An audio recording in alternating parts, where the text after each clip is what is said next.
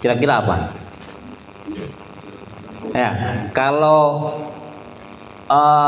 seminar atau seminari ya, itu POV-nya ya lecture. Ya, kami yang di depan ngobrol ya, menyampaikan materi. Nah, intinya di situ kalian mendengar. Kalau workshop ya, itu namanya juga workshop ya, working together, shopping together. Workshop dalam pengertian hal ini adalah kerja bareng ya. Makanya saya sebisa mungkin nanti saya juga tadi minta ke Ustazah Ulfi ya, untuk workshop supaya tidak memakan waktu lama, saya minta ya masing-masing dari kalian ada 1 lembar kertas HPS, karena saya nggak mau ini seminar, saya nggak mau ini kuliah, saya juga ingin mendengarkan ya. Nanti saya paparkan beberapa masalah yang saya yakin sudah kalian sadari semuanya. Saya ingin kalian ikut sumbang ide untuk mengatasi masalah tersebut. Nah, dari mana? Nanti akan kalian tulis di situ. Saya mohon dengan sangat ya. Kalian urun ide. Apa masalahnya habis ini? Habis ini kami paparkan sedikit demi sedikit. Nanti di bagian kedua ya, di bagian kebahasaan. Ya, seperti disampaikan oleh MC tadi ya, yang kami di bawah payung kami ada Litbang ya, termasuk workshop ini adalah Litbang, karena Litbang sendiri itu singkatan dalam singkatan ya, abbreviation within abbreviation, singkatan dalam singkatan. Literatur penelitian bangunan, penelitian dan pengembangan, ada yang menerjemahkan penelitian dan itu Litbang. Di singkatan tersebut dimasukin ke dalam singkatan, yaitu BLKK itu sendiri ya. Yang pertama kebahasaan, atau bisa dibalik ya, yang kedua keilmuan. Ya, seperti namanya, kalian akan sebelum saya sampaikan job desk kami ya,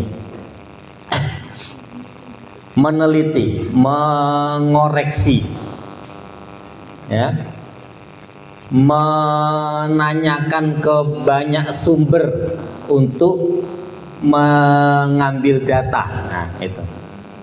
Makanya misalkan kalau saya di kelas 1 kemudian nanya di antara mudabir ya, yang paling aktif negur kebahasaan siapa? Nah, itu saya sedang memposisikan diri saya bukan hanya sebagai guru mahfudzat mereka, tapi saya butuh data baru untuk Litbang. Misalnya kalau saya biasa ngobrol dengan anak-anak bahasa, ngoreksi mufrodat mereka atau teks MC mereka, nah itu saya sedang menjalankan fungsi saya sebagai kebahasaannya. Untuk Litbang sama keilmuan nanti mungkin karena butuh waktu yang panjang bisa disambung di apel pagi dan kesempatan-kesempatan yang lain. Karena ada by request ya, sore ini saya harus berbicara sedikit tentang kebahasaan, makanya kebahasaan akan lebih banyak kita workshopkan ya sore ini. Next, selanjutnya adalah ya beberapa yang ada di bawah kami. Itulah kenapa ya, seperti beberapa tahun sebelumnya. Kalau tahun sebelumnya ada Ustadzah Sofa, meskipun di lapangan saya lebih sering dengan Ustadzah Sahla ya, karena Ustadzah Sofa super padat ketika menjalankan fungsi kami sebagai salah satu bidang di pesantren tahfiz. Alhamdulillah tahun ini ada Ustadzah Sirila sama ada Ustadz Askal. Tidak memungkinkan, nanti saya akan tunjuk beberapa personel dari kalian ya, entah akan tertulis resmi di struktur maupun tidak, tapi saya minta bantuan kalian ya. Antara lain seperti yang kalian ketahui ya, bahasa selain sebagai alat komunikasi verbal yang kalian rasakan, kalian alami, ya kalian kembangkan selama ini di pesantren, tanpa kalian sadari juga ada yang namanya komunikasi nonverbal. Iya, misalkan kalau bagian kita, bagian kami itu disebut dengan bahasa nonverbal atau bahasa verbal, jelas. Berarti job desk kita adalah tentang ya bahasa, mengembangkan bahasa komunikasi, bahasa bahasa tulisan dan segala macamnya. Tapi kan tidak. Bahasa secara umum kita ambil kata bahasa. Sehingga anything yang menyangkut kebahasaan, verbal maupun non-verbal, itu ada di bawah kami. Biar ada bahan bakarnya, saya akan kasih satu misal. Saya akan satu event yang mana satu pesantren terpukul, lebih-lebih bagian kami. Kasus yang masih hangat kemarin-kemarin apa? Sedikit disampaikan oleh Abi tadi pagi. Pemukulan itu kan secara fisik, ada bullying secara verbal. Berarti bullying secara verbal adalah tanggung jawab bahasa. Jadi jangan diambil bagian kami hanya Inggris sama Arabic, no. Ya. Semua dokumen resmi, bagian kami memang sedikit tapi membutuhkan keahlian yang super rumit. Makanya banyak sekali nanti harus dilakukan oleh saudara Syria sama semua dokumen resmi, semua pamflet resmi, semua sesuatu yang itu tertulis maupun tidak, itu selalu masuk meja kerja kami, meskipun kami tidak punya kantor ya. Saya kasih satu contoh sederhana, kenapa saya tadi minta Ustaz Askal untuk melihat ini. Ini salah satu contoh yang lolos tidak masuk ke job desk kami. Tanggung jawab saya adalah, jadi panitia ujian mau BKIP, mau PPS maupun bagian yang lain, kalau mau bikin pamflet, mau bikin poster, mau bikin anything, pokoknya yang mau dirilis, yang mau ditempel di mading, yang mau dijadikan surat resmi atau apapun itu. Nah, kerja kami adalah ngedit, betulin yang salah, ngasih masukan. Nah, mohon maaf, mungkin kalian masih baru, belum tahu cara mainnya. Saya juga belum pernah menyampaikan. Saya baru tahu pamflet ini ya tadi pagi, karena nggak masuk ke WhatsApp saya, nggak masuk ke meja kerja saya. Saya tanya ke Ustadz Azam tadi, yang salah di mana? Salahnya di mana? Kelihatan cuma ya? Salahnya di mana sih?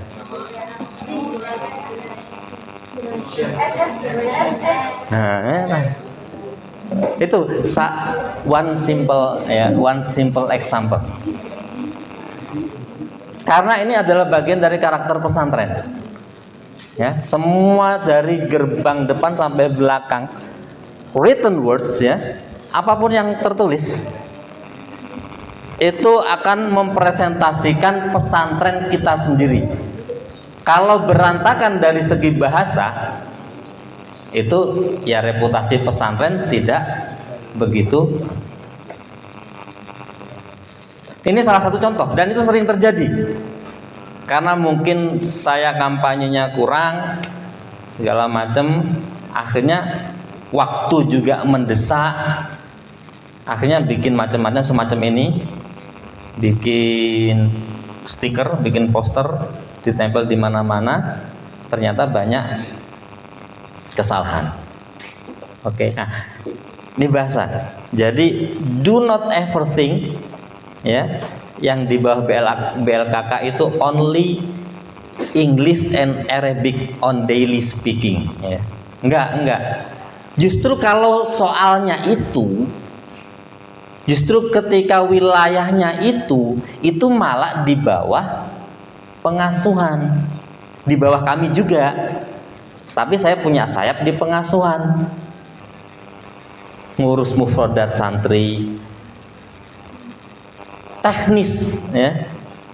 Hari ini apa bahasanya ya, minggu depan pakai bahasa apa ya, mufrodat baru apa. Saya cuma ngecek segala macam. Tapi di luar itu, nah, jadi nanti ketika bagian kalian mau bikin acara, saya tadi juga bilang ke Ustadz siapa, Azam, MC ya. Saya selama bertahun-tahun itu selalu ngoreksi MC pekerjaan saya.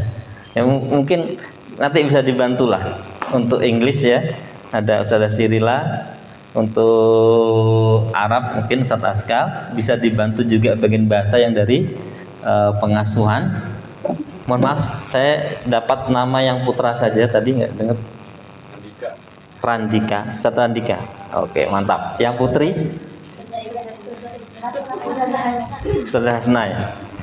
Saya ingat angkatan Ustaz Zidan itu ya, Falzelan ya, untuk MC itu sampai bikin ekskul. Siapa namanya itu?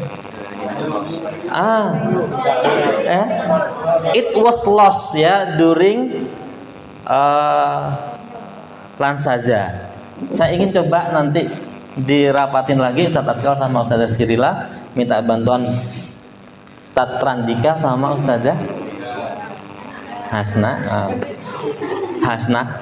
Oke, masalah teksnya itu tetap saya selaku kepalanya yang akan mengoreksi segala macam, bikin modifikasi segala macam. Tapi untuk intonasi, untuk bahasa tubuh ya kan, bahasa juga itu nanti bisa dibikin coba kelasnya. Nggak harus aktif setiap minggu ya, nggak harus setiap minggu, tapi bisa diadakan, bisa tetap dilatih. Bahkan di bagian yang sama, saya tadi tanya ke Ustadz siapa, Azam, juga pernah kami urus beberapa tahun yang lalu, itu screening teks Jumat, teks khutbah Jumat. Kalau di Al-Amin itu khutbah Jumat itu oleh anak-anak nihai. Ternyata di sini enggak, oleh asatidah ya. Akhirnya ya itu di luar tanggung jawab kami lah, karena sudah para dewan guru, para ustadz yang bertanggung jawab. Kalau di Al-Amin itu amat sangat ketat sekali screening teks atau editing dari bagian kebahasaan tentang teks khutbah Jumat yang berbahasa Arab itu. Dan itu akan ketahuan mana yang ngambil dari situs atau memang mana yang karangan sendiri, coret, kembaliin, bikin lagi. Nanti sudah lumayan bagus. Jadi khutbah Jumatnya 3 Jumat yang akan datang, 3 minggu yang akan datang, itu sudah mulai bikin dari sekarang ya, terus. Tapi di kita kan enggak, ternyata khutbah Jumat itu pun gabung dengan TMI, itu pun di Dewan Nasihat. Nah, MC itu masa kalian nggak bosan sih intonasinya gitu-gitu aja? Ketika acara apapun itu, mau tasmi akbar, mau pergantian pengurus acara besar-besar itu, selalu intonasinya begitu-begitu aja. Terus isinya juga mirip-mirip aja. Mungkin dengan kalau dihidupkan lagi kelasnya Ustazah Salma itu bisa diperbaiki ke depannya. Nah itu penting sekali. Contoh gramatika yang harus dikoreksi ya macam-macam. Itu nanti saya bisa minta bantuan kalau saya sedang sibuk. Ustadz Mufarih berhalangan hadir sore ini. Beliau juga berarti di atas Ustadz Randika. Itu untuk misalnya berapa kali ya nggak tetap stagnan. Nah mungkin dengan adanya kelas tersebut nanti bisa dikembangkan. Satu contoh kecil yang saya utarakan ya,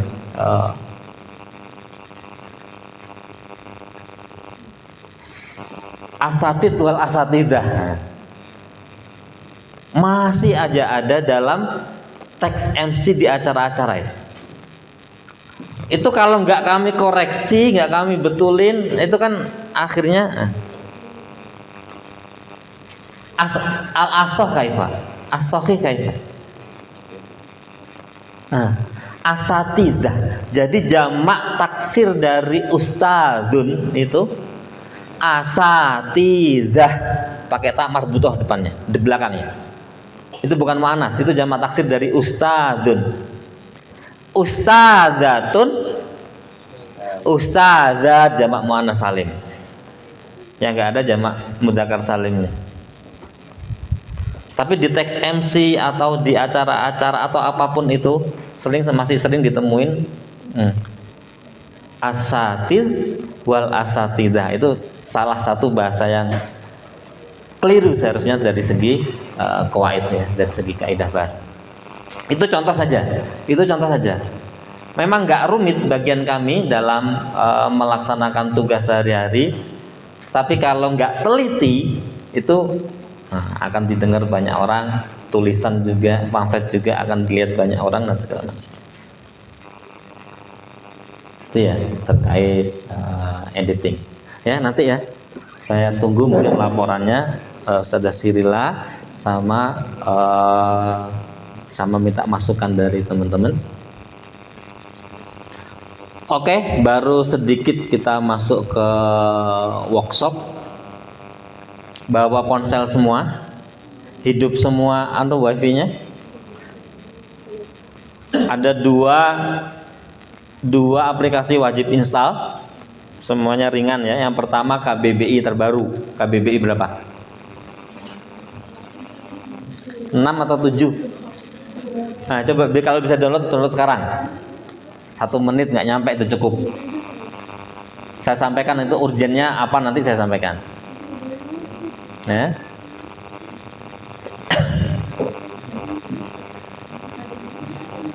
KBBI 6 ini resmi dari Diknas ya, resmi dari pemerintah. Ketika offline bisa dipakai,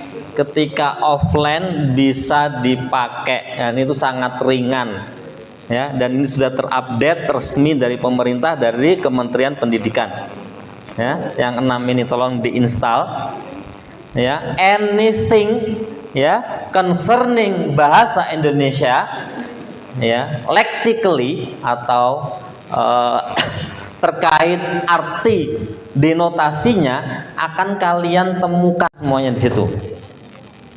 Misalnya coba ketik deh konspirasi artinya apa. Selama ini kan dikit-dikit ya, termasuk kalian sama adik-adik kelas kalian ketika kalian masih santri kan, dikit-dikit ngucapin kata konspirasi, dikit-dikit pakai kosakata rasis. Emang secara bahasa artinya rasis atau apa gitu? Dan itu akan kalian temukan fungsinya kamus tersebut ketika antara lain di bagian kalian masing-masing ya, ketika memanage sesuatu baik tertulis maupun secara verbal dengan a'dha, itu akan kalian perlukan sehingga bahasa lebih teratur, bahasa lebih selamat dari kesalahan-kesalahan gramatika. Oke, itu yang KBBI ya, KBBI 6. Jadi artinya kalian mau bikin konten apa nanti, mau nulis apa, mau bicara apa, mau bikin tema apa, yang mana temanya itu berbahasa Indonesia, lihat itu ya, standarnya lihat itu. Jangan-jangan kalian pakai kosakata yang keliru. Nah, kedua, kita singkat saja, Mu'jam Ma'ani. Mungkin beberapa dari kalian sudah install ya. Mu'jam Ma'ani itu macam-macam nanti, tapi kalian ambil yang Arab ke Indonesia, Indonesia ke Arab.